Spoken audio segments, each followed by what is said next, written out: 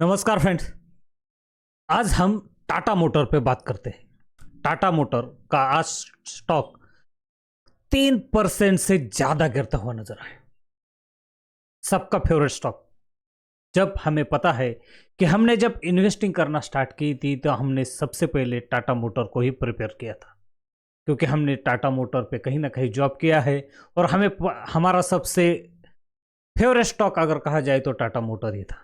हम हमेशा टाटा मोटर में ट्रेड करते हैं और हर कोई ट्रेडर है उन्होंने टाटा मोटर को कभी ना कभी बाय किया होगा। ज़्यादातर ये रिटेलर जो ट्रेडर है इनका ये फेवरेट है। और सबसे ज़्यादा रिटेलर टाटा मोटर में आपको नजर आएंगे। रिटेलर को कुछ टाइम पहले इन्होंने बहुत रुलाया था, लेकिन पिछले 3-4 साल से सबको टाटा मोटर ने भर भर के पैसा दिया। अगर कहा जाए तो टाटा मोटर पिछले 4 साल में 10% से ज्यादा, मुझे कम से कम 10% बढ़ा है।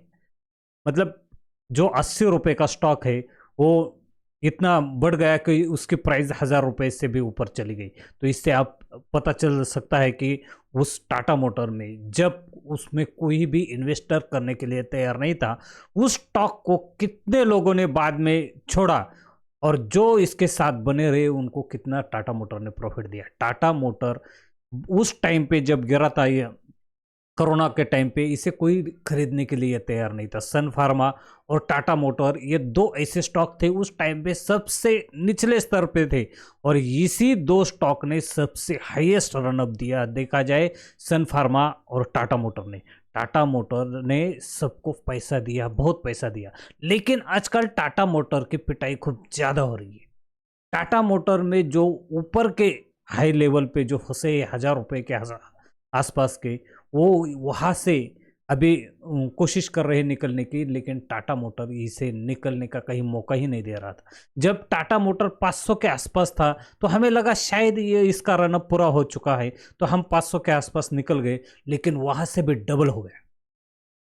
तो देखा जाए तो टाटा मोटर ने बहुत रनअप दिया था। और इतना रनअप के बाद कहीं ना कहीं टाटा मोटर साइडवेज होने वाला था। और ये हमें पता चल रहा था कि जैसे ही मार्केट में जो ऑटो सेक्टर की रैली कहीं ना कहीं फिजल आउट होती हुई नजर आई, वहाँ हमें लगने लगा कि टाटा मोटर ने सबसे ज़्यादा रनअप दिया है, तो टाटा मोटर कहीं ना कहीं यहाँ से गिर सकता है। लेकिन इतना गिरेगा हमें इसकी उम्मीद नहीं थी।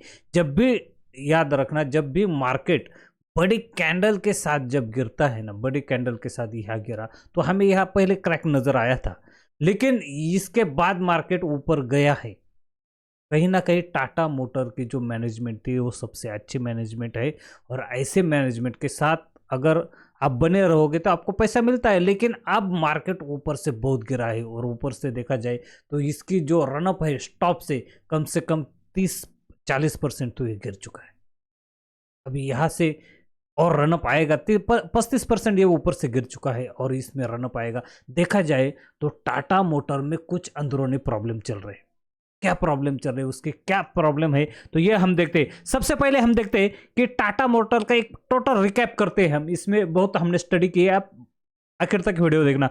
देखा जाए तो पैसेंजर व्हीकल में ये कम से कम 12% टाटा मोटर गेन करता है। टाटा मोटर के जो पूरे सेक्टर है, कमर्शियल, पैसेंजर, जैगवार और अदर, तो उसमें 12% पैसेंजर व्हीकल से इसे कमाई होती है, और कमर्शियल व्हीकल से इसे 18% कमाई होती है, याद रखना। लेकिन सबसे ज्यादा कमाई अगर किससे होती है तो टाटा मोटर से, जैगवार और लैंड रोवर से होती है, वो 66% है। और इसी जैगवार और लैंड रोवर का ही प्रॉब्लम चल रहा है, इसके लिए टाटा मोटर अभी गिरता हुआ नजर आ रहा है। और अदर से भी इनकी इनकम होती है, लेकिन 4-5% होती है। सबसे ज्यादा ये तीन ही सेक्टर है, पैसेंजर व्हीकल, कमर्शियल व्हीकल और जैगवार। जैगवार से सबसे ज्यादा इनकी कमाई होने वाली है। लेकिन देखा जाए तो अभी भी टाटा मोटर की कुछ गाड़ियां अच्छी चल रही है। पैसेंजर व्हीकल में नेक्सॉन, पंच अच्छी चल रही है, लेकिन फिर भी ऐसा क्या क्या प्रॉब्लम आ रहा है। आप देखो तो टाटा मोटर के हमने पूरा एनालिसिस किया, उसमें हमें एक नज़र आया है, वो हम आपको बताने की कोशिश करते हैं। देखो, पहले तो यहाँ से जब ये पहली एक रैली आई अच्छी तरह से, यह जब गिरा तो टाटा मोटर का जो चार्ट था वो कहीं ना कहीं क्रैक होता हुआ नजर आया। तो यह पता चलना चाहिए कि क्रैक होता हुआ नजर आया है। और टाटा मोटर ही नहीं, हर व्हीकल में। अब पिछले बार देखो ये दिवाली में अब इतनी ज़्यादा इनके इन्वेंटरी रही है, टाटा मोटर की तो रही है, दूसरे भी सेक्टर की रही है। तो इसमें कहीं ना कहीं नजर आ रहा था कि जो लोगों की परचेसिंग पावर है कहीं ना कहीं वो कम होती हुई नजर आ रही है। ज़्यादातर देखा जाए तो पैसेंजर व्हीकल में लोग ज़्यादा कम खरीद रहे हैं, लेकिन ईवी में और स्पोर्ट में हाईएस्ट लेवल पे, ऑल टाइम हाईएस्ट लेवल पे खरीदी कर रही है लोग। इसका मतलब क्या है? इसका मतलब जो ऊंचे लोग हैं जिसको पैसों की कोई ज़रूरत नहीं है, जिससे उसे कोई प्रॉब्लम क्रिएट हो जाए पैसों की वजह से, ऐसे लोग ईवी में अभी भी खरीदी कर रहे हैं। लेकिन जो मिडिल क्लास है और निचले तबके के लोग हैं जो टाटा मोटर की गाड़ी को ज़्यादातर कंफर्ट देने की कोशिश कर रहे थे, खरीदने की कोशिश कर रहे थे, और इस लेवल में हर सेक्टर में कहीं ना कहीं ड्रॉप होता हुआ नजर आ रहा है।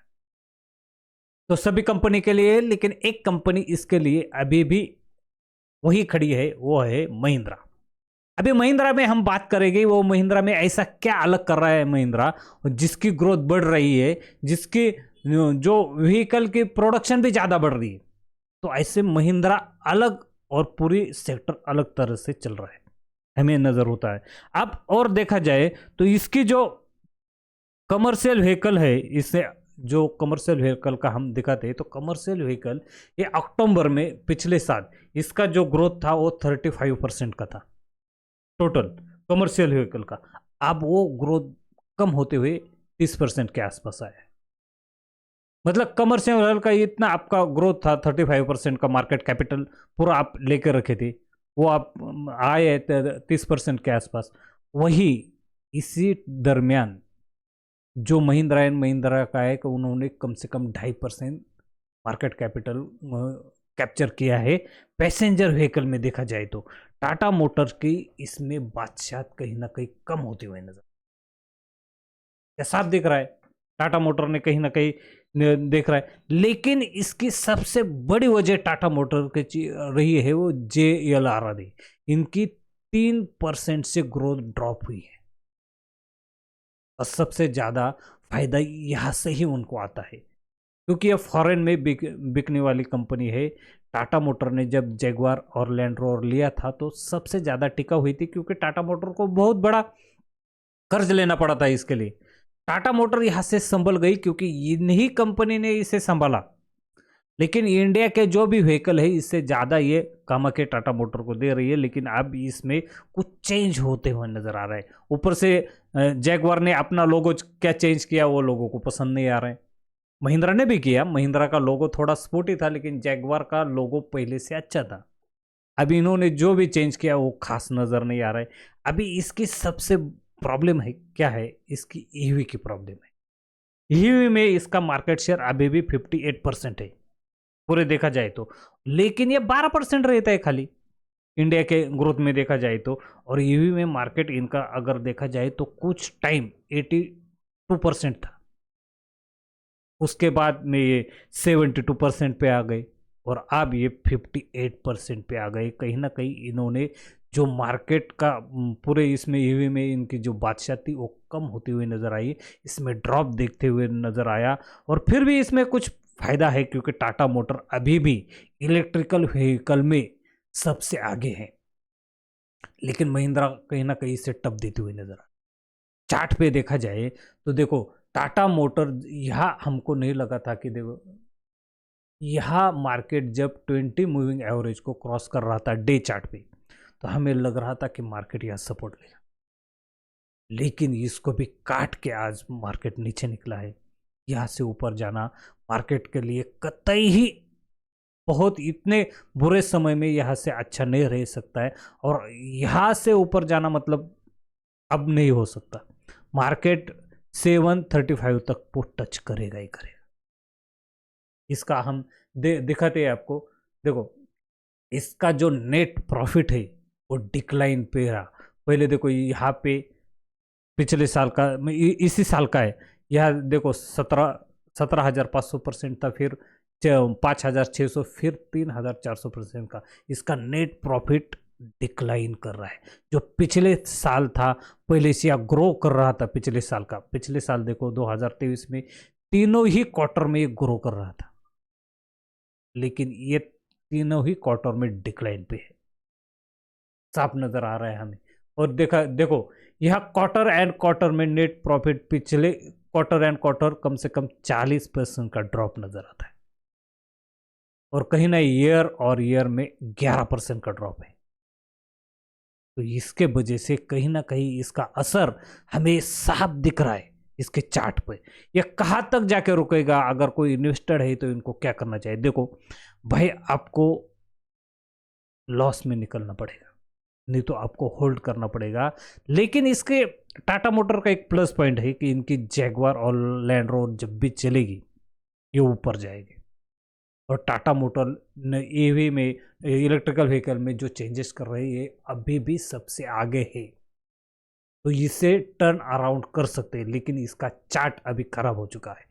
चार्ट में देखा जाए तो इसका सपोर्ट है से 733 पर आता है, 733 पे निचला, और इसके नीचे अगर जाए तो कम से कम इसका सपोर्ट फिर और 600 के आसपास इसका सपोर्ट नजर आता है, तो फिर वो बहुत नीचे है। और कहीं ना कहीं टाटा मोटर की सबसे ज़्यादा अगर ग्रोथ हुई है वो 200 के पास सबसे ज़्यादा खरीदा है लोगों ने, उसके बाद 400 के आसपास सबसे बड़ी मोमेंटम हुई, ये दो जगह पे सबसे ज़्यादा लोगों ने खरीदा है। और इसके बाद फिर टाटा मोटर में जंप आया है, लेकिन इसमें से बहुत ही लोग निकले हैं। हम दिखाते हैं, देखो यहां बल्क डील हुई है 600 के आसपास, सिटी बैंक ने इसे बेच दिया है। ये आप सब दिख रहे, सेल इतनी बड़ी सेल हुई। सबसे बड़ी जो सेल है वो यह हमें दिखती है, इससे भी छोटी छोटी सेल तो होती ही रहती, लेकिन जो बड़ी सेल हुई है यही हमने आपको दिखाया है। तो बहुत बड़े बड़े लोग यहाँ से निकल गए और हम यहाँ पर रह गए, क्योंकि इससे और देखा जाए तो देखो इसमें पब्लिक होल्डिंग अभी भी बरकरार है और बढ़ रही है। जैसे टाटा मोटर गिरेगा पब्लिक होल्डिंग बढ़ेगी।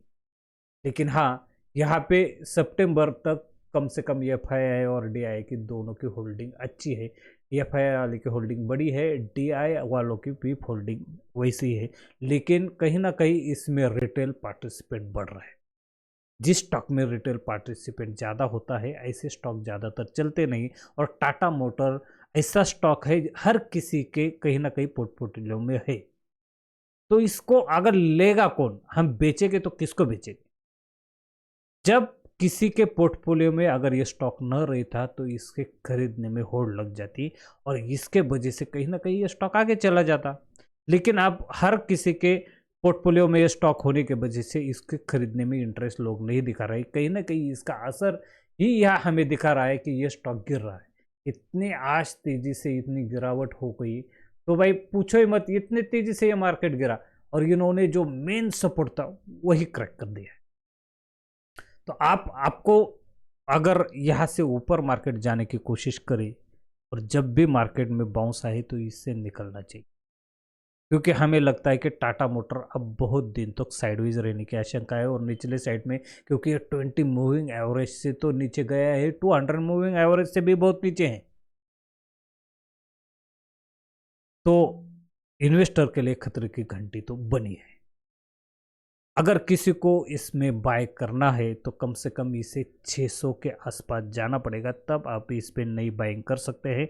अगर कोई पुराने खिलाड़ी है, अगर आप फंस गए हैं तो आप इसको कम से कम कॉल सेल से थोड़ा बचने की कोशिश करें, क्योंकि आप इन्वेस्टर रहेंगे और आपके पास बड़ी क्वांटिटी रहेगी तो आप कॉल सेल करके चले। अगर आप कॉल सेल के लिए इतनी बड़ी आपकी क्वांटिटी नहीं है तो आपको होल्ड करना पड़ेगा, क्योंकि जब भी बाउंस है आपको यहाँ से निकलना ही पड़ेगा, क्योंकि ये मार्केट है भाई। अगर हम किसी स्टॉक से शादी करके रखें तो एक बार आपको ज़रूर ऊपर लेके जाएगा, लेकिन हर बार ये ऊपर लेके जाएगा ऐसा ज़रूरी नहीं है।